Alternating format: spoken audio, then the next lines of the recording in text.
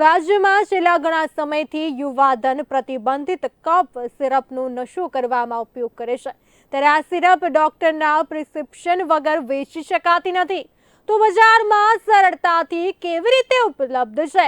આ સિરપ તે એક મોટો પ્રશ્ન છે।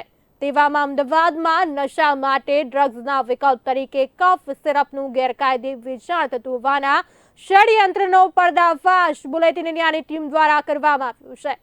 શહેરના રબારી કોલોની વિસ્તારમાં મેટ્રો બ્રિજ પાસે દ્રષ્ટિ મેડિકલ સ્ટોરમાં ગેરકાયદેસર રીતે કફ સિરપનું વેચાણ થતું હોવાની વિગત સ્થાનિક લોકો દ્વારા બુલેટિન ઇન્ડિયાને આપવામાં આવી હતી, જે બાદ બુલેટિન ઇન્ડિયા ટીમ દ્વારા સ્ટિંગ ઓપરેશન કરી યુવાધનને નશાના રવાડે ચડાવતા કફ સિરપના વેચાણનો પર્દાફાશ કરવામાં આવ્યો હતો।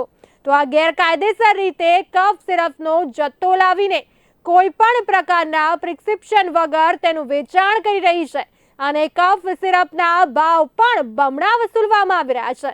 ત્યારે મેડિકલની દુકાન જેના નામે છે તે ફાર્માસિસ્ટ દ્વારા ભાડે આપીને દવાનું વેચાણ કરવામાં આવતું હોવાનું પણ જાણવા મળ્યું છે। ત્યારે હવે જોવાનું રહ્યું કે બુલેટિન ઇન્ડિયા ગુજરાતી ન્યૂઝના અહેવાલ બાદ એફડીસીએ તંત્ર પગલાં લેશે। શું આ મેડિકલને એફડીસીએ વિભાગ દ્વારા સીલ મારવામાં આવશે?